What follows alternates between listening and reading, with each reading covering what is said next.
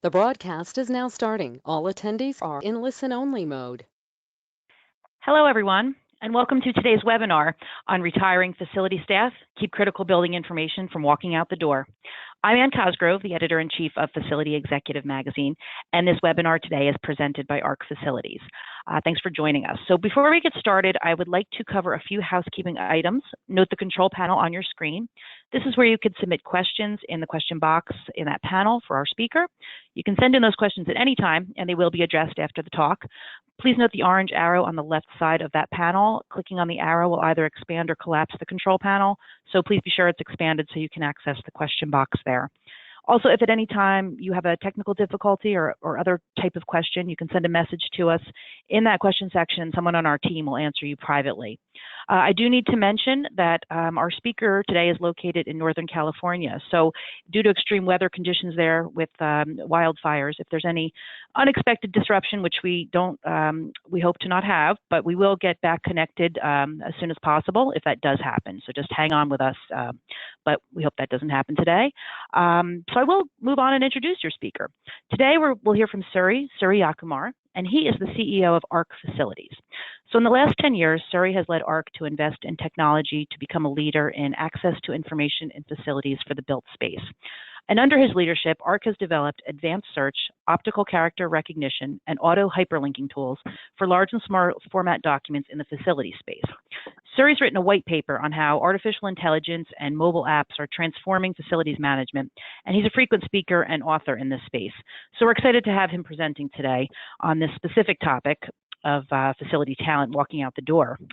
So as we know, another challenge exacerbated by the pandemic that we're going through right now is retiring facility workers. And it's already been identified as one of the challenges in the industry. And most facilities professionals are baby boomers with long tenures in their workplaces. And statistics have shown that some have already retired while others are in the process of retiring or likely to plan for this in the next few years. So as many of you may be seeing, experienced team members over the years gain deep domain knowledge of the facilities they manage. And they're relying on memory for the hundreds of changes that facilities go through year after year. And they can respond instantly, whether it's a case of routine maintenance or an emergency. So when these valuable employees retire, the legacy knowledge and information is literally walking out the door, right? So how do you deal with this? Can you prevent this from happening? Would it be any different in the post-COVID era?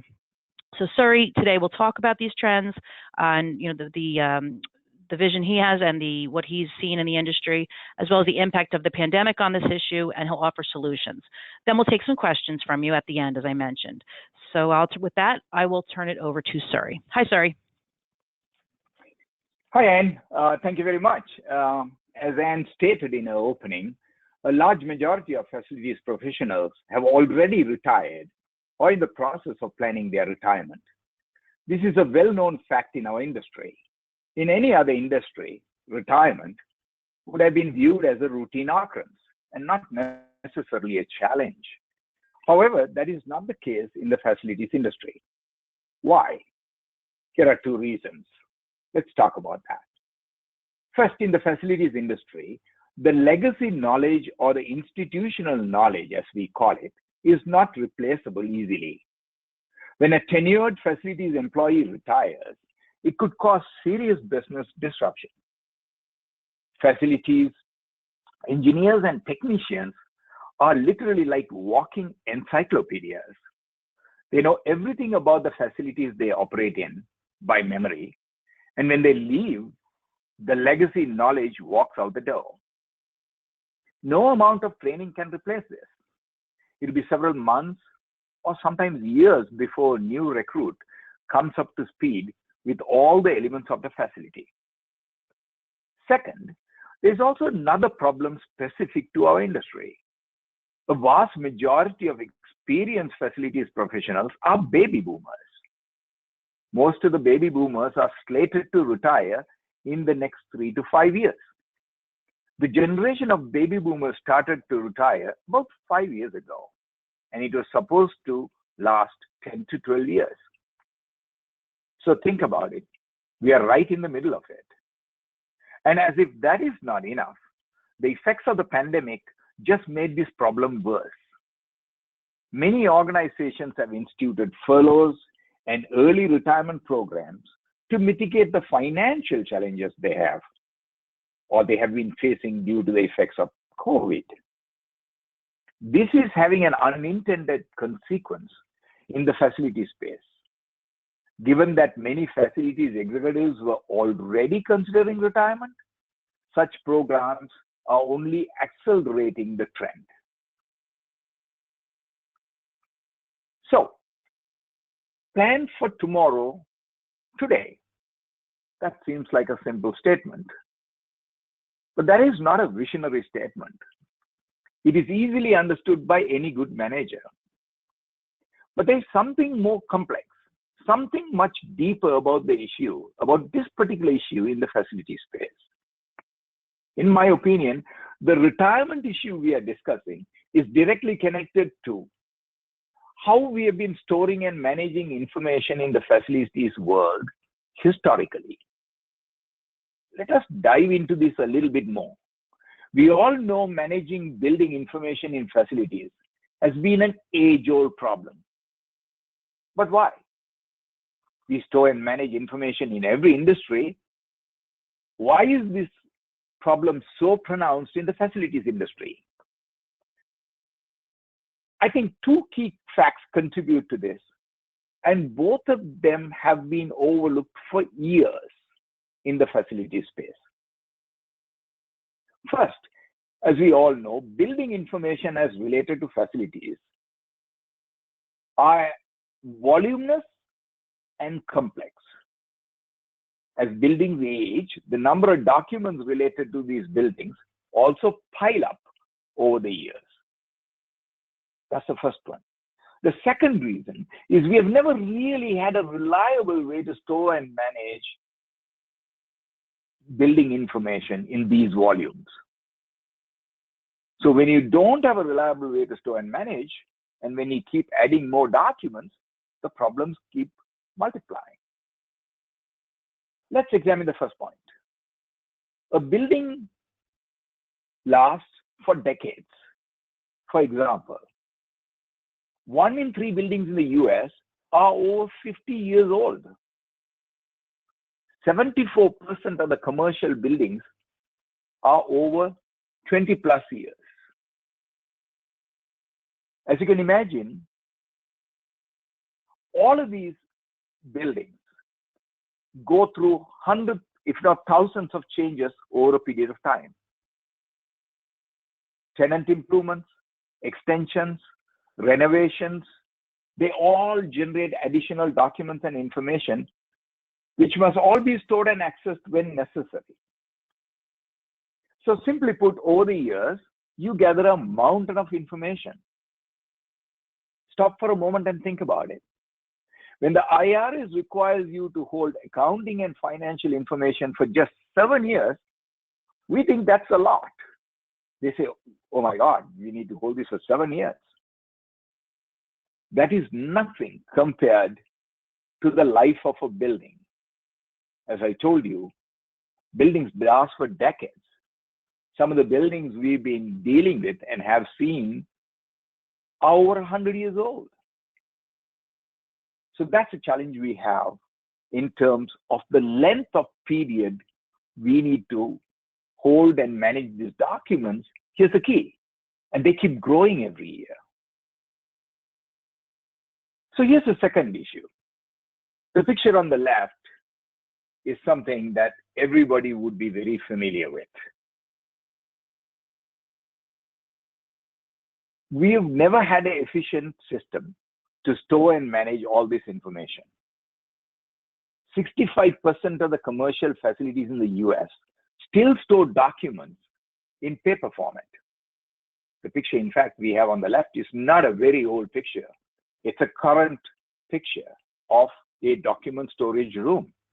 And many of you who are listening in would know that in buildings, you have storage rooms like that. So think about it. Every time you have or you need a document, whether it's for a routine maintenance or for a tenant improvement projects, documents need to be retrieved from the storage and they have to be filed back in place.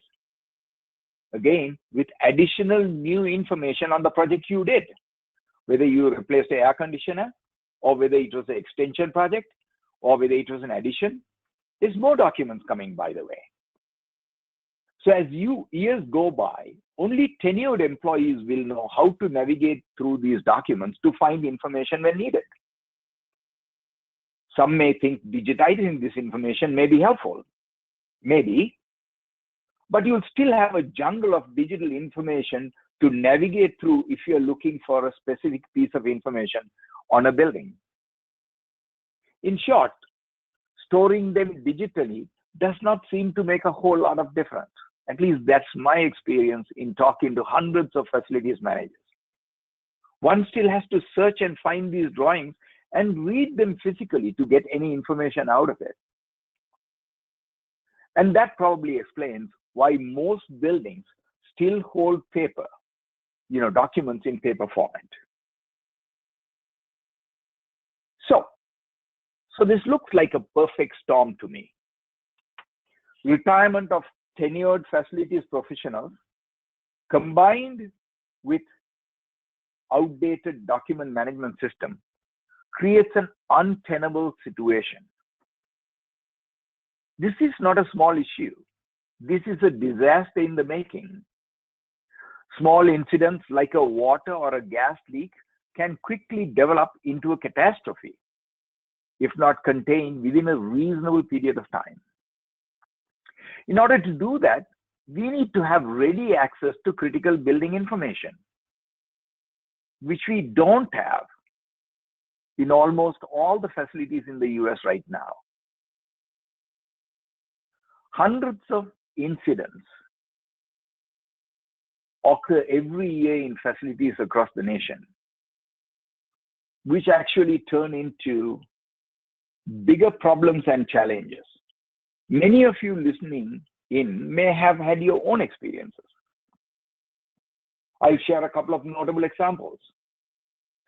Grady Memorial Hospital, which advertises itself as the busiest trauma center on the East Coast, had 3 floors seriously damaged by a burst water pipe last year.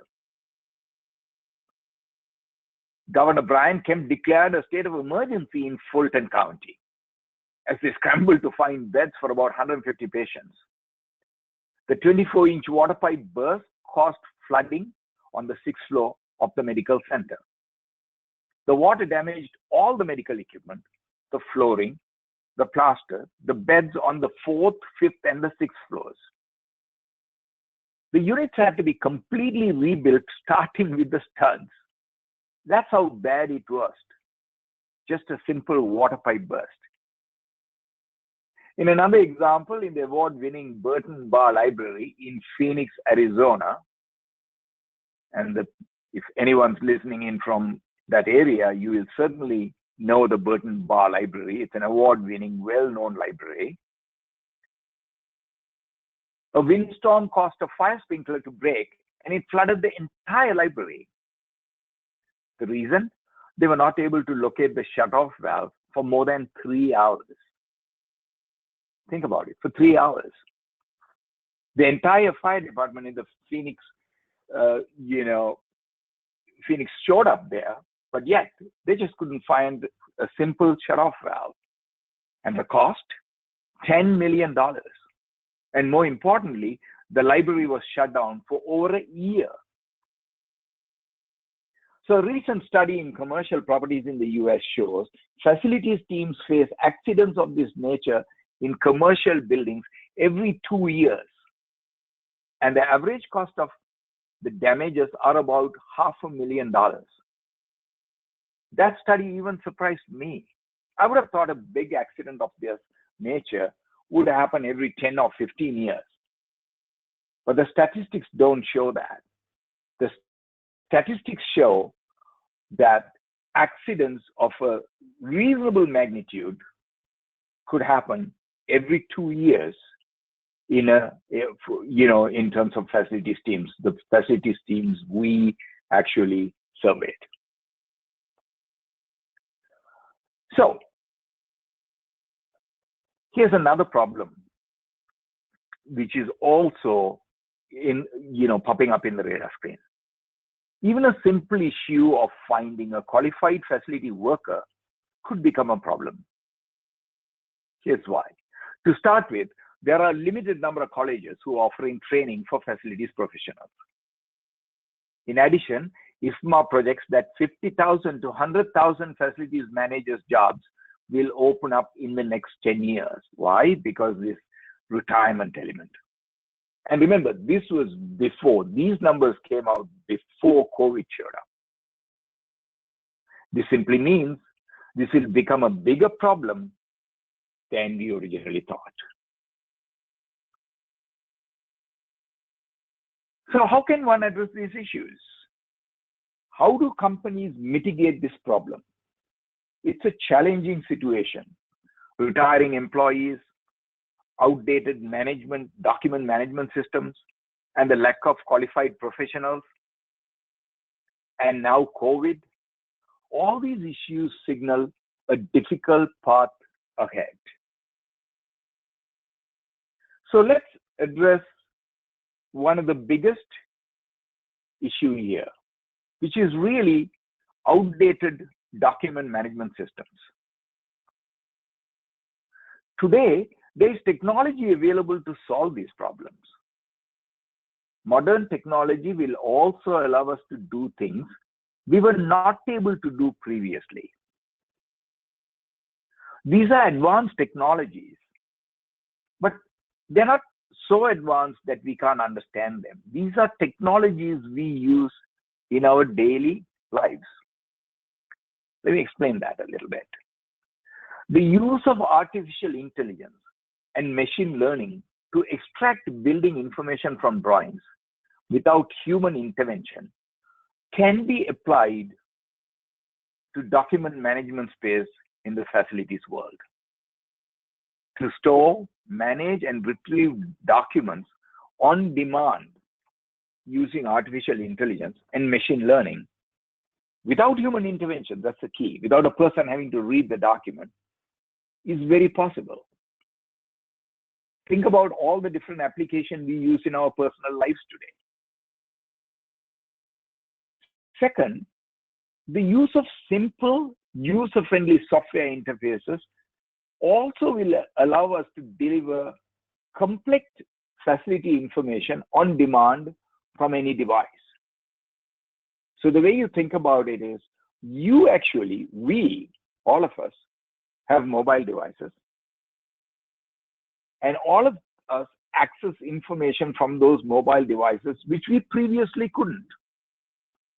Whether we are checking for weather, or whether we are looking for directions, whatever that might be, those are all very complex information, but we can literally, without having to have any skill, be able to swipe and tap and access that information.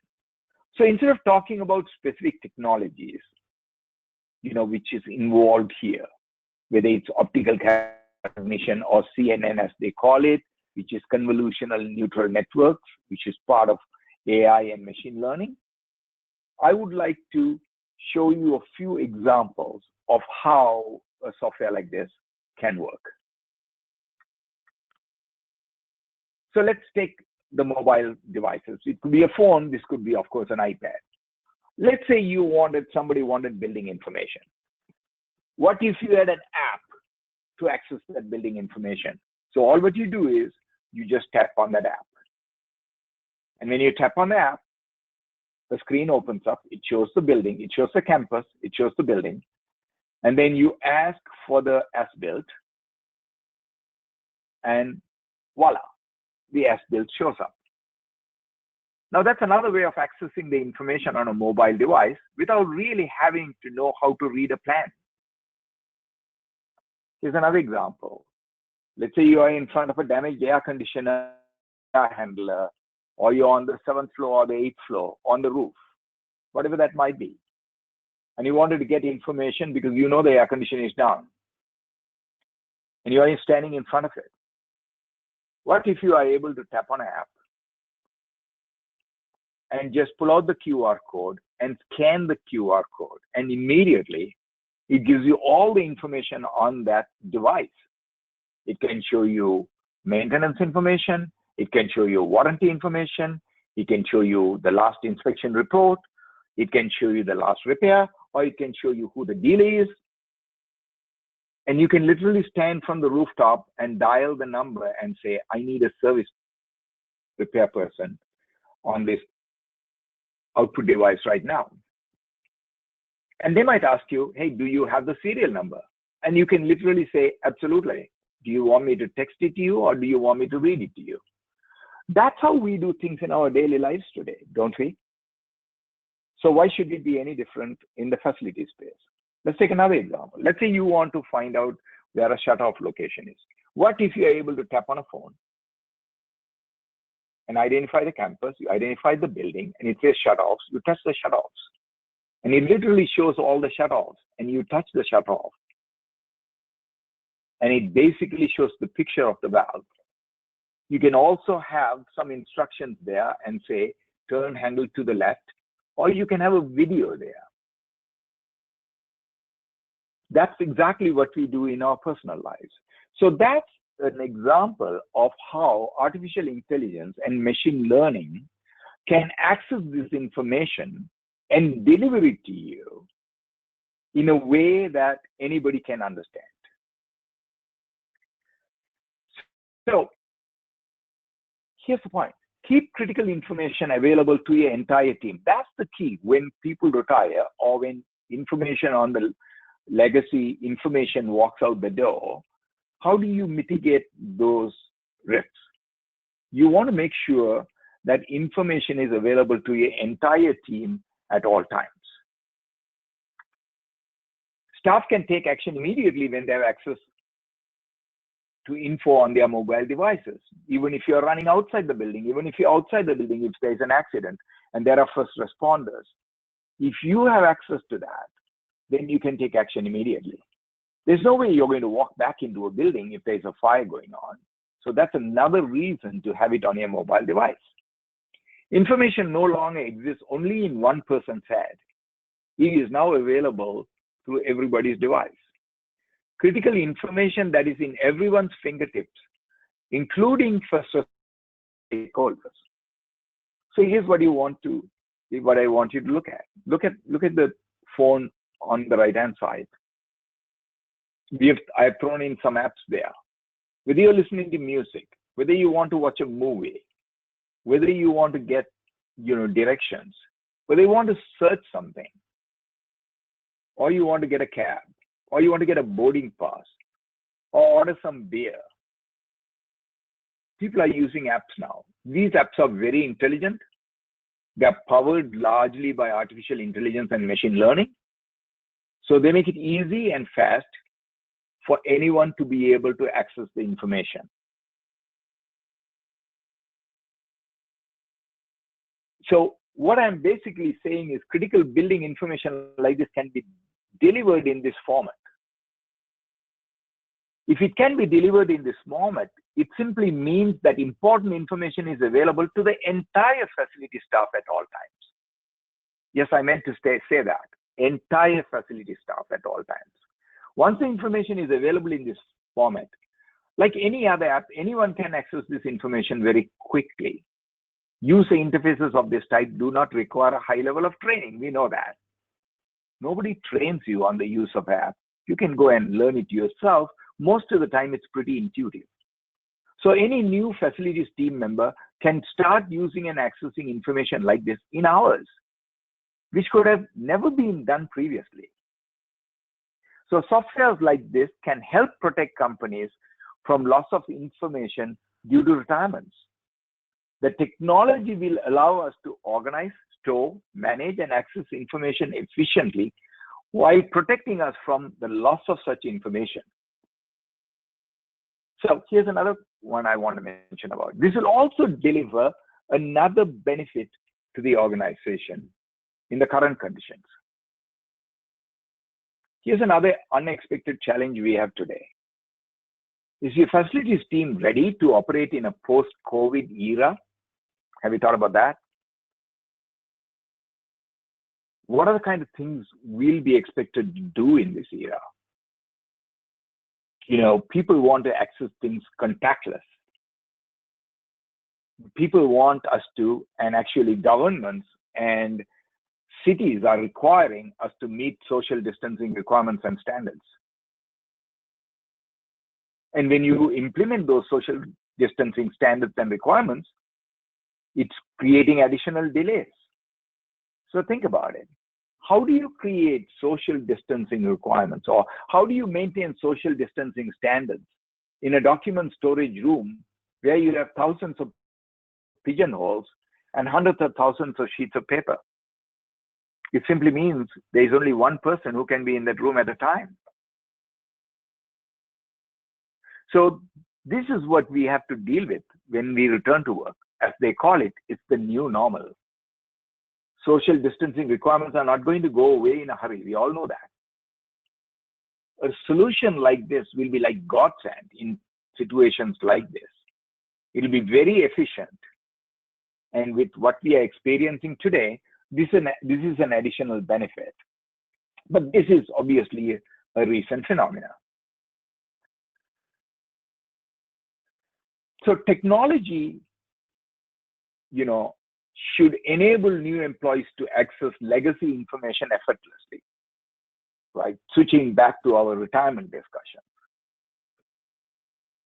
I want to point out an important outcome should we invest in technologies we talked about.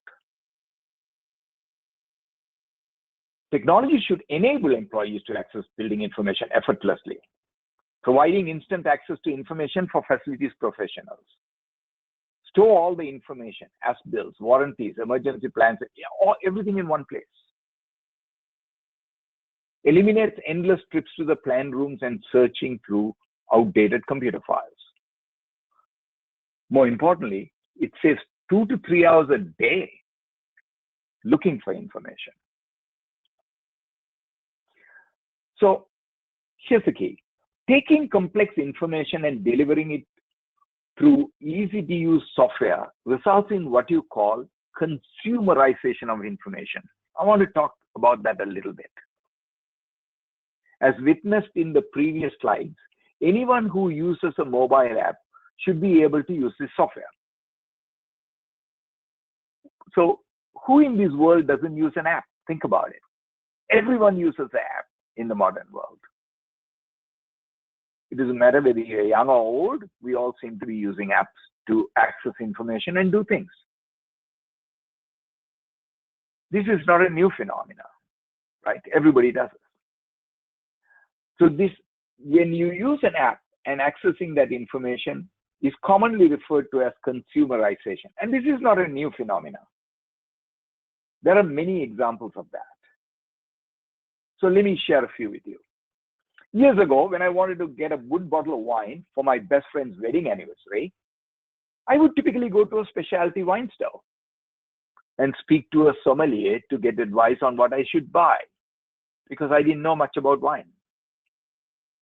But today, I can do the same thing with a wine app I have on my phone. I have it on my mobile device. All I have to do is go to whatever wine store, open up the app, and just scan the label. And instantly, I'll have all the information on that wine. What type of grape? Where is it from? What is the appellation? What's the average price of that wine? I could even see recent tasting notes. I could see people saying, no different to going to Yelp, right? And seeing reviews on restaurants and much more. So think about it. That's what you call consumerization of information. Information previously available only to specialists is now available to anyone who has that app. Honestly, if you think about it, this information we now have on the app is probably more reliable information too, because you really have reviews from people who have tasted the wine and it's unfiltered. So let's take another example. Let's say you were doing a project at home, and for whatever reason you hurt your knee. Previously, you would have to go to the doctor, get an X-ray, and then wait for him to give you his diagnosis. Until then, you're pretty much in the dark. unless you have a friend who's a doctor or somebody who's a nurse or something like that. Today, you'll probably do the same thing. We'll all go to the doctor, of course, but you can be well informed on your injury long before you see the doctor or get an X-ray. Why? A simple search on WebMD or just, typing in knee pain on Google will tell you everything you need to know about your knee pain. You can pretty much put all of your observations with regard to where the pain is it in the interior, exterior, is it shooting pain, is it a sharp pain, does it occur when you sit down or get up, everything. You can literally put all those, details, and you can read extensively about that subject. You can read about other patients' experiences, understand what the possible treatments are. You could even review doctors and surgeons who have done this work. And you could even find out what these things cost. Here again, that is what I call consumerization. Because now we have access to information you previously didn't have access to. Once you consumerize the information, anyone can easily access that information. So, the most important thing is everything is available through your mobile device. So in short, succession planning is not necessarily about employing the right people, is it? It's more important to employ the right technology in today's context. Otherwise, we'll never overcome this problem we have had in this space of massive volumes of information growing every year, exponentially in some instances, as the buildings get older. And you have no way to access that information when you need it. So, employing the right technology is very, very important, and especially true in the facility space. We are a unique space that way. As we discussed at the beginning of this webinar, outdated document management systems is the biggest culprit here. That's the reason critical building information gets lost in so many companies. Employing the right technology could solve this problem immediately.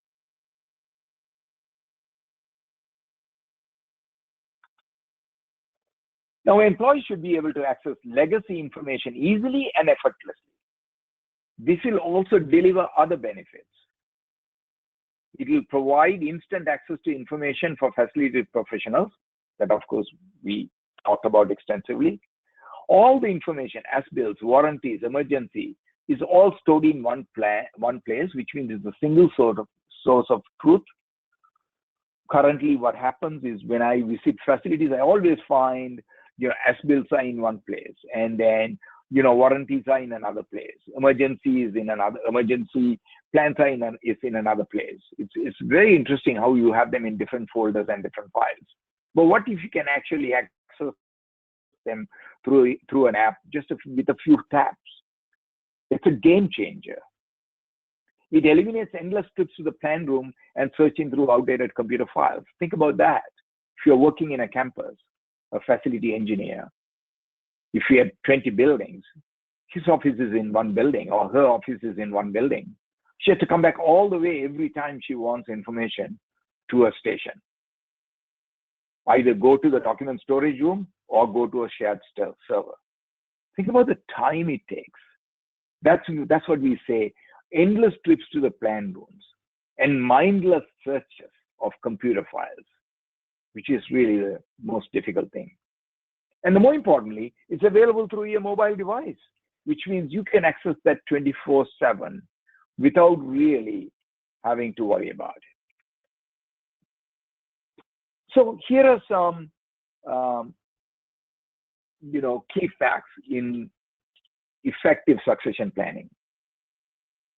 Make the transition from the old guard to the new guard simple, right? Go from months of training to weeks. Give instant access to building information. New team members can focus on learning core competencies from retiring managers instead of really trying to search the entire plan room. So having all these things in place would actually help you a lot. And one of the key facts is to hire tech-savvy employees. I think that's critical. It's a very important factor. The other aspect, I would think, is also rethink company benefits. The facility space has been a very traditional space. It has hardly changed. It's evidenced by the fact that we still store information in paper in most places and struggle with it all the time and have employees 20, 30 years. The truth is, we are going into the next generation of employees. You're going to have to hire millennials and Gen Zs to be in your facilities. How are you going to relate to them? How do you think they'll relate to the kind of, company benefits we offered baby boomers 20, 30 years ago? So I think facility space has to re-engineer themselves in terms of document management. We have a lot of software in the facility space in terms of, equipment management or asset management or work order management or BMS, IBMS, IWMS, CMMS. We have all kinds of software. But when it comes to managing critical building information, plans, specifications, we are in the dark ages. So if you want to rethink that, this is what you need to do. If you don't, this problem will continue to haunt us.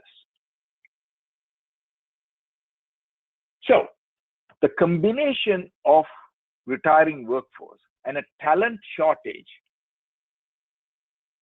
signals challenging times ahead for facilities management.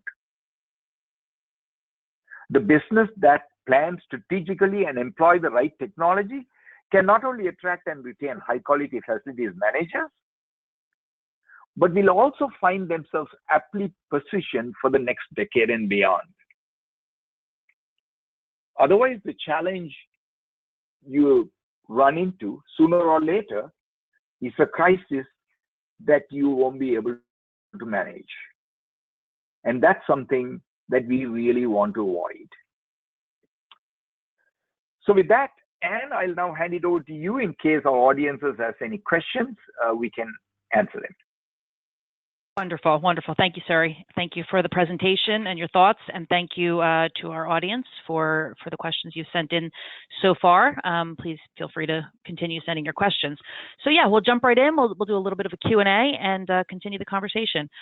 So Suri, I want to start with a kind of a broad question that came in around the topic, obviously, that we're gathered here today for.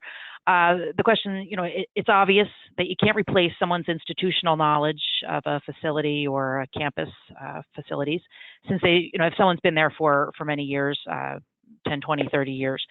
So when they are gone and no longer available, what do you do? What have you seen in your experience with facilities managers when there's an emergency situation that arises or just facing day-to-day facilities issues and questions about those properties? What do you see as maybe a tip or a solution in that situation? Right. So one of the things which has been very common, I have heard it time and again, is this anxiousness of anxiety of, somebody is going to leave. We got to document everything. We got to make sure we get up to speed. Some companies have several months worth of training and they try to document everything they can. Now, when facilities managers who've been working there for 30 or 40 years in a building complex which has 15, 20 big buildings, we are talking about millions of square feet, and how much can they recall and document? There's a limited amount of things you can do. You can't remember everything in every building.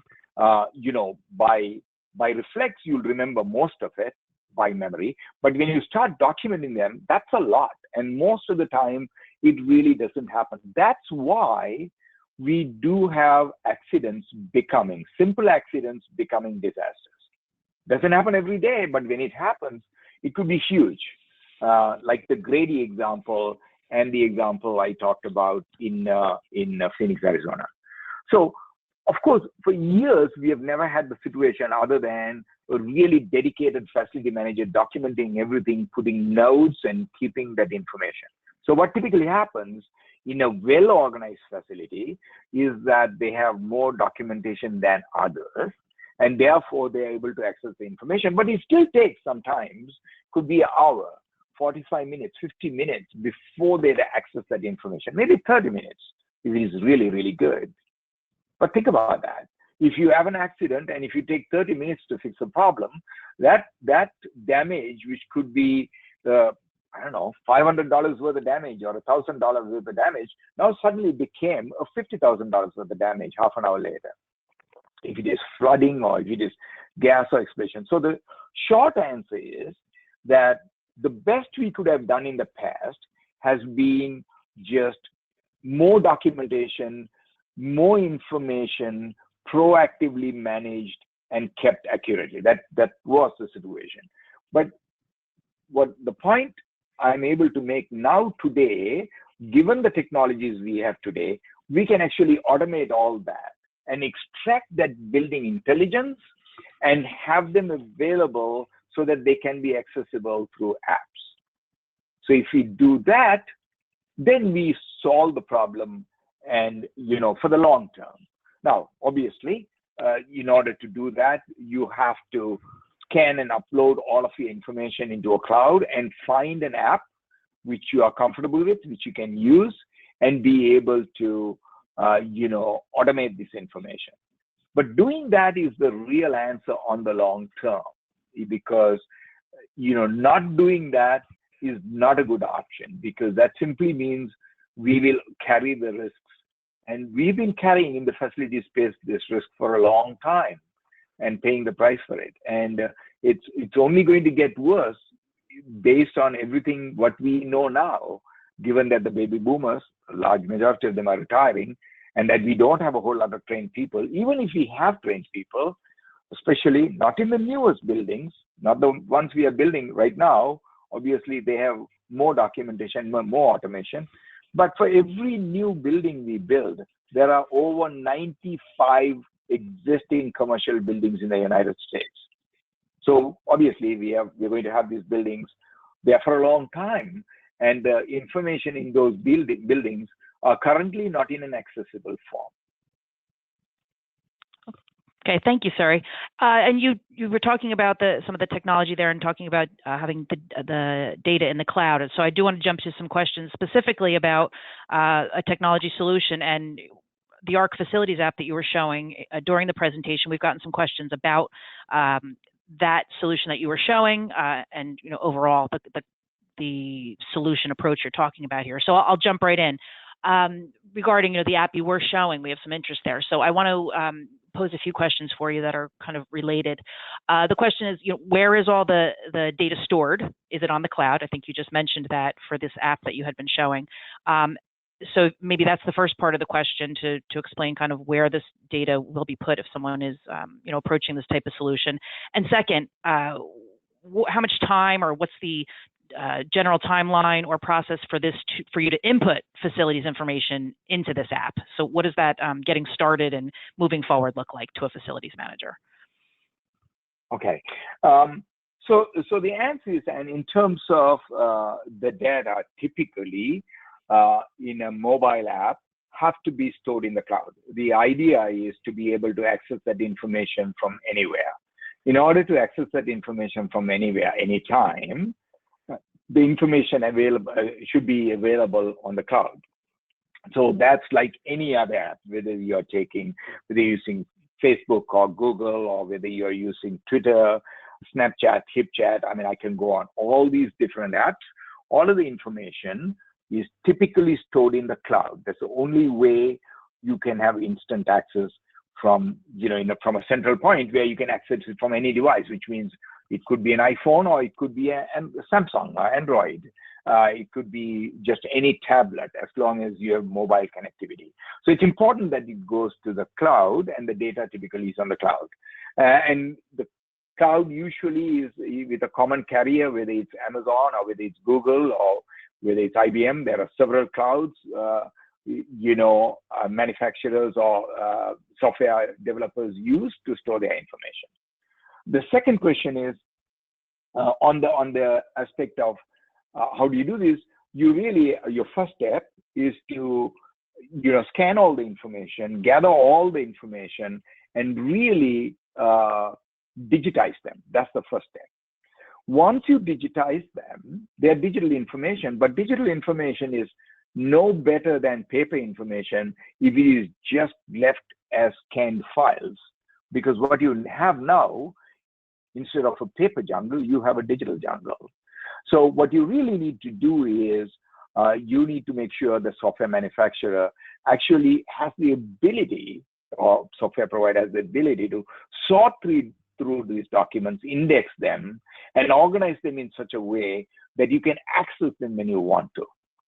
So if you have the right program, you'll be able to have the ability to search the documents using optical character recognition, which means the software can actually scan your drawing and identify that callouts and say, that's a shut-off valve, that's an air conditioner, that's an air handler, whatever that might be, that's a smoke detector. So that kind of intelligence can be built into the software where it could be accessed, and then be able to deliver that in a way through a mobile app form. Now, the reason why I'm able to talk about this particular application is that's what we did in our company. We've had about 30 plus years experience in dealing with document storage management in all kinds of formats. We've been working in this space for a long time.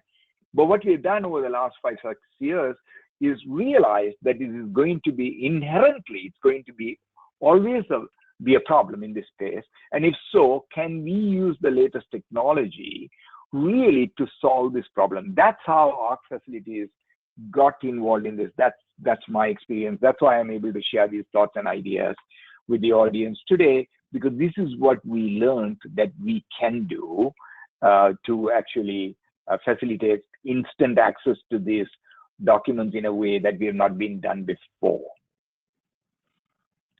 Okay, thank you.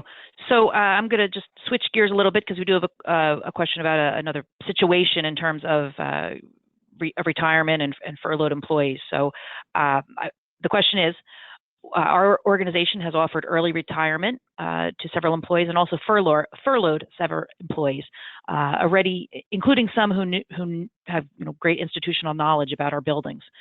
So knowing that's on the horizon, how do we capture the knowledge when it is already gone?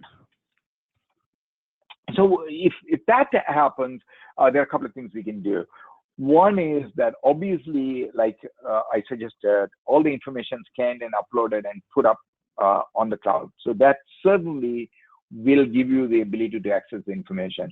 But that's of limited value, or that the value can be enhanced if you have the ability to have access to those employees who have just left and be able to get them to, see the application and then say, and give inputs. Because one of the things which will improve with these apps is as you go along using this, you will say, okay, here's a shut-off valve, but we didn't actually have that documented, but it's there.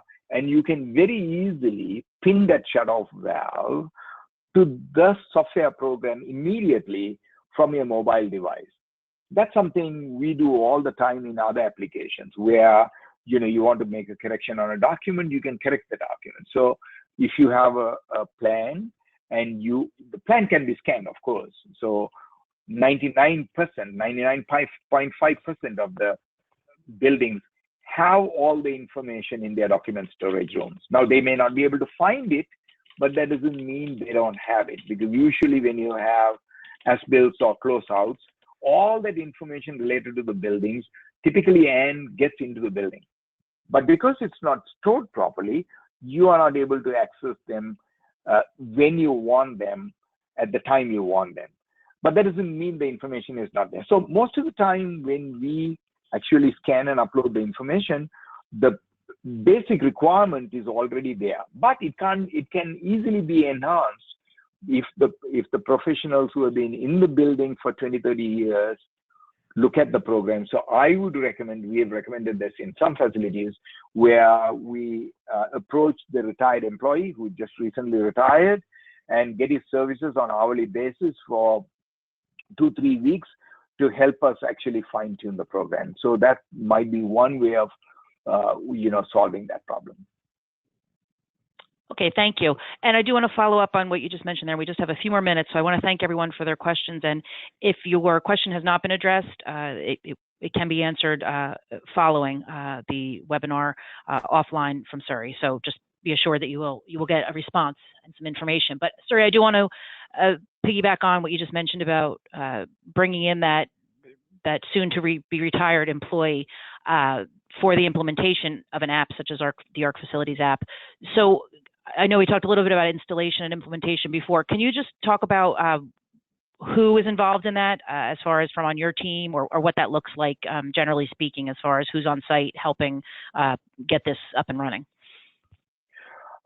Okay, yeah, I can share some of our experiences. Different people do it differently and different levels. So what we typically do is, and when a customer says that he wants to actually use a solution like ours, we'll send a team of professionals. We have people across the nation.